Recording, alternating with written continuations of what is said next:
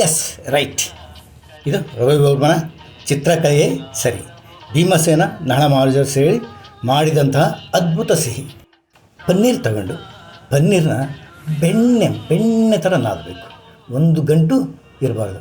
ಅದಕ್ಕೆ ಸಕ್ಕರೆ ಮತ್ತು ಏಲಕ್ಕಿ ಪುಡಿ ಸೇರಿಸಿ ಉಂಡೆ ಮಾಡಿಕೊಳ್ಳಿ. ನಂತರ ಈ ಥರ 2 ಪಟ್ಟಿಗಳನ್ನು ಮಾಡಿಕೊಳ್ಳಿ. 3 ಬಟ್ ಅಗಲ, 1 ಗೇಣುದ್ದ.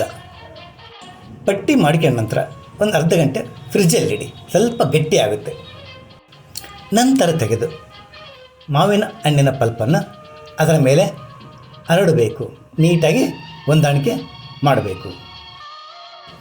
ನಂತರ ಇನ್ನೊಂದು ಪಟ್ಟಿಯನ್ನು ಮಾವಿನ ಪಲ್ಪ್ ಮೇಲೆ ಒದಿಸಿ ಪ್ಲ್ಯಾಸ್ಟಿಕ್ಕಿಂದ ನೀಟಾಗಿ ಕವರ್ ಮಾಡಿ ಫ್ರಿಜ್ಜಲ್ಲಿ 3 ತಾಸು ಇಡಬೇಕು.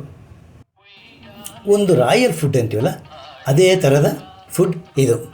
ಇದರ ಪ್ಲೇಟಿಂಗ್ ನೋಡ್ತಾ ಇದ್ದರೆ ಪ್ಲೇಟಲ್ಲಿ ನವಿಲು ಗರಿಬಿಚ್ಚಿ ಕುಣಿತಾ ಇದೆಯೇನೋ ಅನ್ನುವಷ್ಟು ಭ್ರಮೆ ಮೂಡಿಸುತ್ತದೆ. ಅಡುಗೆಯವನ ಅದ್ಭುತ ಕೈಚಳಕ ಎದ್ದು ಕಾಣುತ್ತದೆ. ಫ್ರಿಜ್ಜಿಂದ ಹೊರತೆಗೆದು ತಮಗೆ ಯಾವ ಆಕಾರವೋ ಇಷ್ಟವಾಗುತ್ತದೋ ಆ ಆಕಾರಕ್ಕೆ ಕಟ್ಟು ಮಾಡಿಕೊಳ್ಳಬೇಕು. ಚಿಲ್ಲಾಗಿ ಆವಾಗಲೇ ತಿಂದರೆ ಅದು ಪನ್ನೀರ್ ಮ್ಯಾಂಗೋ ಸ್ಯಾಂಡ್ವಿಚ್. ಸ್ವಲ್ಪ ಹೊತ್ತು ಬಿಟ್ಟರೆ ಬಟ್ಟಲಲ್ಲಿ ಅದು ಸ್ವಲ್ಪ ಮೆತ್ತಗಾಗುತ್ತದೆ. ಆಗಂತೂ ಅದರ ರುಚಿ ಅದ್ಭುತ, ಬಾಯಲ್ಲಿ ಕರಗುತ್ತದೆ. ಆಗ ಪನ್ನೀರ್ ಮ್ಯಾಂಗೋ ಕೇಕ್ ಆಗುತ್ತದೆ. ಮ್ಯಾಂಗೋ ಸೀಸನ್ ಮುಗಿತಾ ಬಂತು. ಅದಕ್ಕೊಂದು ಗೌರವ ಅರ್ಪಿಸುವ ಸಲುವಾಗಿ ಈ ಸಿಹಿ ತಯಾರಿ. ಪನ್ನೀರ್ ಖನಿಜಗಳ ಆಗರ, ಮಾವು ಖನಿಜಗಳ ಮಹಾಮೇಳ, ವಾಂಗಿಬಾತ್.